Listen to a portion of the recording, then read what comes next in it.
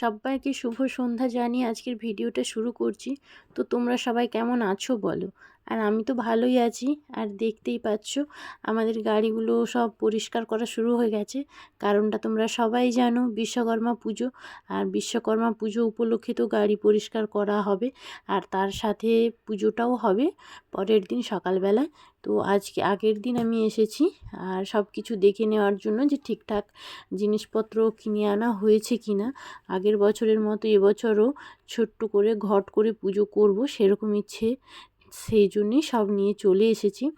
বাড়ি থেকে যেহেতু একটুখানি দূরে, তো আর তাই আগের দিন থেকে একটু আমায় সাজিয়ে রাখতে হয়, তা না হলে পরের দিন সকালবেলায় উঠে এসে সব রেডি করা অসুবিধে হয়ে যায়, সেই কারণেই।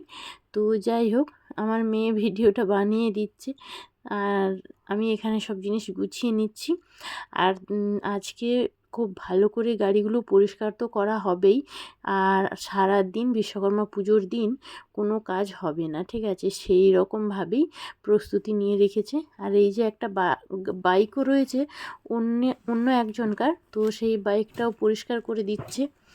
আর আমি এই যে মোটামুটিভাবে আমার সব রেডি রয়েছে।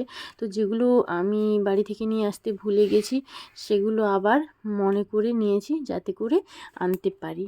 আর সবাইকে বিশ্বকর্মা পুজোর অনেক অনেক শুভেচ্ছা, ভালোবাসা, অভিনন্দন জানাচ্ছি। আর আজকে কিন্তু বিশ্বকর্মা পুজো পরের দিন সকালবেলায়। আর এখানে ফল কাটা শুরু করে দিয়েছি অনেক সকাল থেকে, ভোর 3:30-র সময় উঠেছি।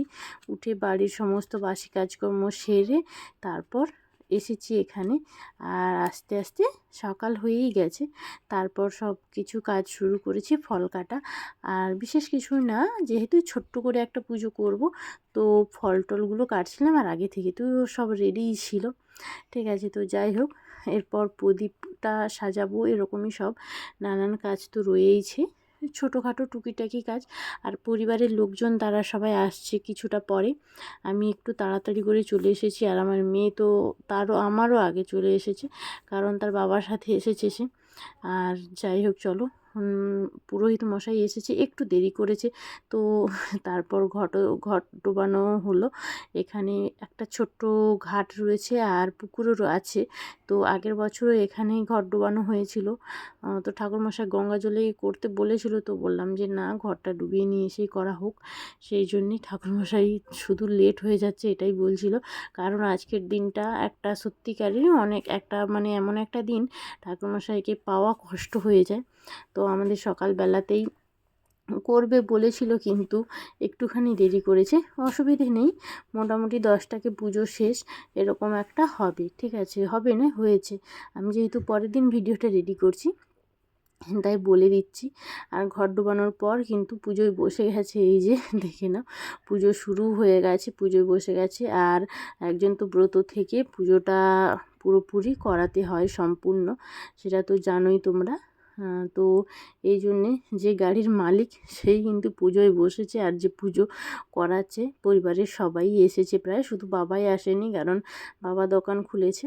আর হোমযজ্ঞ হয়ে গেল একে একে সবাই, দুলপানা ঘি সাথে ওই বেলপাতা সব কিছুই দিয়ে কিন্তু চলছে কাজ। তো তারপর ওটা হওয়ার পর গাড়ি পূজার জন্য এসেছে ঠাকুরমশাই। আর একসাথে আমাদের কত গাড়ি জানো, এই যে দেখে নাও, এতগুলো গাড়ি সব পুজো করছে একসাথে। আর আমার এরিয়ায় এখন এই গাড়িটা প্রচুর পরিমাণে বেড়ে গেছে, সেই জন্য কাজের পরিমাণটাও কমে গেছে আমাদের। তো যাই হোক, কী আর করার, কিছুই তো করতে পারবো না এই বিষয়ে। তারপর দুপুরবেলায় রান্নাবান্না করিনি, কারণ কি, পাশে একজন কাদের খিচুড়ি ভোগ খাওয়ানো হচ্ছিল, প্রত্যেক বছরই হয়, তাদের অনেক বড় ব্যবসা রয়েছে, সেই কারণে তাদের বিশ্বকর্মা পুজোটা বেশ বড় করেই হয়।